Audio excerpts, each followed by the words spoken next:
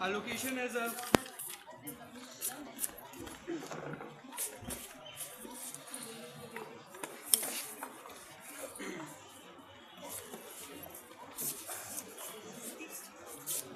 Allocation is a village in the Indian state of Maharashtra. खुजली चल रही है, नालू क्या? नालू? तुम्हें पता है पीने का पानी नहीं है और हम यहाँ प्यासे मर रहे हो, तुम्हें नहाने की पड़ी है। बूंद बूंद पानी के लिए तरस गए हैं हम, और तुम हो नालू। पता है कितना पानी आता है? सुबह 3 बजे जाती हूँ मैं कुएं पे ताकि पीने का काम चले। दिन में इतनी लंबी लाइन होती है कि थोड़ा पानी मिल जाए तो भी गनीमत है। नालू अपने लिए पढ़ रहा हूँ, पशुओं के लिए पढ़ रहा हूँ, यही करती रहूँ क्या पूरा दिन? फसल तो सारी उजड़ गई, पैसे एक नहीं बचे हैं, और ये घर में जवान बच्चे पड़े, सारी चिंताएं छोड़ के तुम अपने कुड़कुड़ करते रहो, नहा लूँ, ये कर लूँ, वो कर लूँ। अब तेरे को पता है अपने पास रुई के फसल बोने के लिए पैसे नहीं है। पिछली बार जो बटाई में ज़मीन ली थी वो भी खराब हो गई है। मैं तो बड़ा कर्जे में आ गया हूँ, और तू है कि हमेशा चक चक करती रहती है कि बच्चों की शादी। कौन करेगा यहाँ पे शादी? यहाँ पे पीने के लिए पानी नहीं। मैं तो पागल हुआ जा रहा हूँ। अब तो यही सोच रहा हूँ कि सरकार कुछ कर दे। मैं तो रेडियो सुनता हूँ।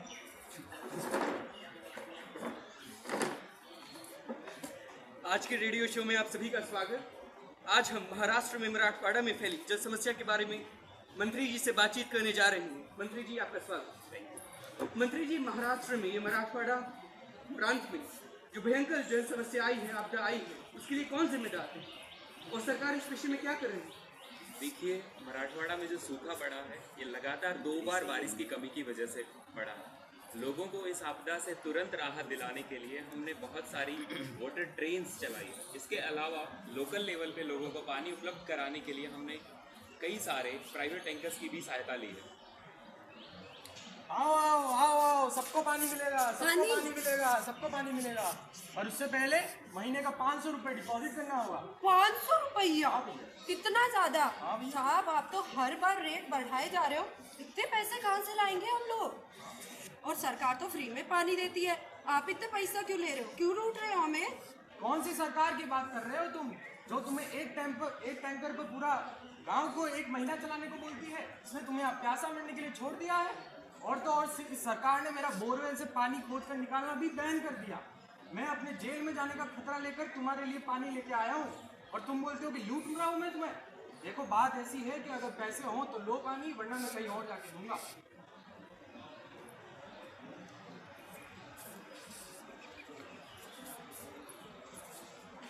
मंत्री जी, क्या आपको नहीं लगता सरकार का इस समय भी आपदा होने के बावजूद भी पूरा ध्यान केवल लोगों तक पानी पहुंचाने तक ही है?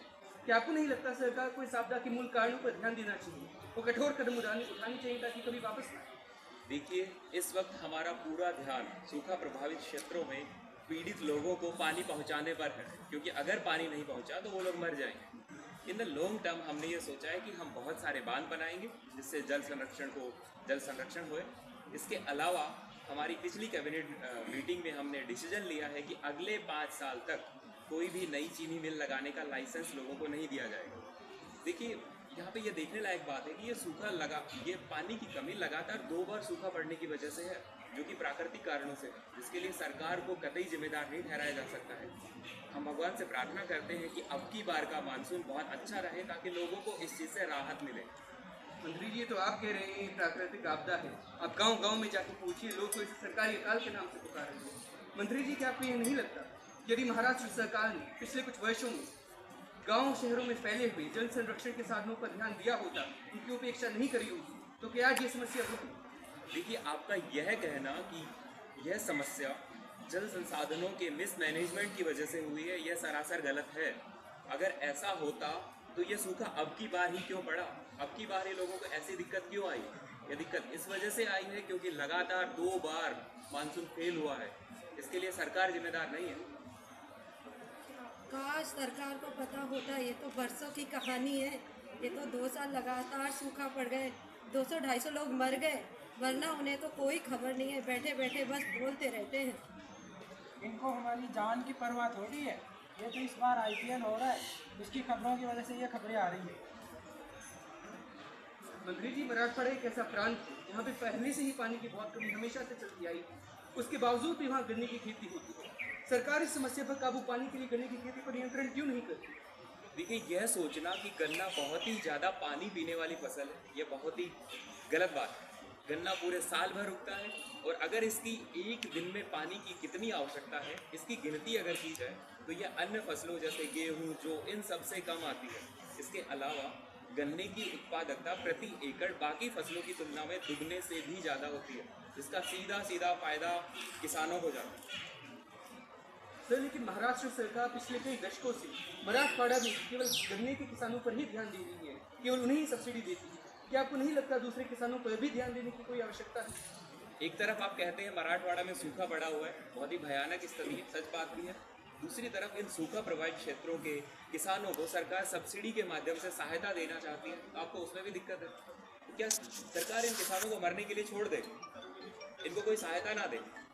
ये सब्सिडी देना बहुत ज़रूरी है इस पर्सपेक्टिव से भी कि अगर इनको ये सब्सिडी नहीं दी गई तो चीनी के दाम मार्केट में बहुत ही ज़्यादा बढ़ जाएंगे। इसके अलावा चीनी मिल्स के ओनर उनसे चीनी, किसानों से चीनी नहीं खरीद पाएंगे, जिसकी वजह से मार्केट में चीनी की भी कमी हो जाएगी, जिसका सीधा सीधा प्रभाव हम जैसे ग्राहकों पे पड़ेगा। इसलिए सब्सिडी देना पड़ता है।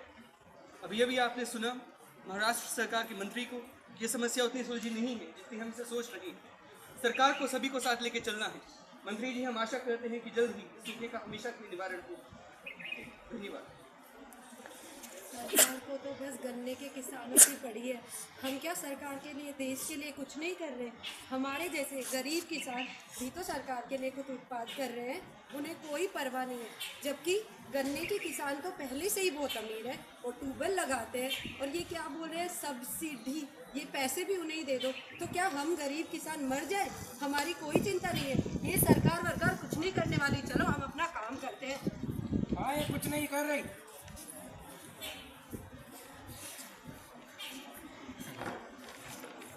भी हमारे सामने उपस्थित हुए हैं महाराष्ट्र के सबसे बड़े पर्यावरण विशेषज्ञ। सर, आपका स्वागत। सर, महाराष्ट्र सरकार बार बार कह रही है कि उसने महाराष्ट्र को इस ड्राउट से मुक्त करने के लिए अपना जलयुक्त शिविर अभियान चलाया है, 2015 में चलाया था। आपके इस विषय में क्या विचार है? देखिए, हर जो नई सरकार आती है वो कोई ना कोई नई स्कीम लाती है, और उसका क्या प्रभाव पड़ता है असल में वो हम सबको पता है। ये जो स्कीम आई है वो भी तब आई है जब ये जो प्रदेश है ये पूरा अकाल से ग्रसित है, बहुत चरम सीमा पर है, तब ये स्कीम आई है। ये पहले आ जानी चाहिए। इस स्कीम की अगर अपन बात करें तो इसमें जो कुछ बिंदु हैं, जैसे कि खेतों पर पॉन्ड खुदवाने का जो इनिशिएटिव लिया है सरकार ने, वो हमारी तरफ से सराहनीय है। लेकिन जो सरकार का ज़्यादातर ध्यान है वो नदियों और नहरों को चौड़ा करने और उनको आपस में जोड़ने पर है। अगर सरकार ये काम करेगी, ऑफलाइन मशीनों द्वारा जो खुदाई की जाती है उससे जो इकोलॉजिकल इम्पैक्ट होता है उसकी कोई स्टडी नहीं की गई। अगर सरकार ने ये स्टडी नहीं करी तो ये बहुत बड़ा इकोलॉजिकल डिजास्टर है। परंतु आपके अनुसार सरकार को किस दिशा में काम करना चाहिए?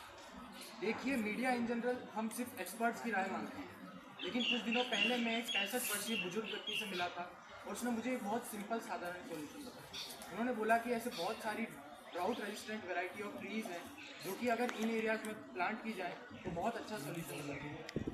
दूसरा, सरकार जो ये नहरें चौड़ा करना और नदियों को चौड़ा करने पर ध्यान दे रही है, उसके बजाय अगर सरकार लोकल वाटर रिजर्वोयर और ऐसे चीज़ों पर ध्यान दे तो बहुत अच्छा जो पानी है उसको जो इकट्ठा करने का एक बहुत अच्छा समाधान निकल सकता है। और तीसरी बात, जो शुगर केन जैसी जो वाटर इंटेंसिव क्रॉप्स यहाँ पर जो आप कह रहे हैं, मेरी कुछ देर पहले मंत्री जी से बात हुई, उन्होंने मुझे समझाया कि शुगर केन आउटपुट देती है पानी।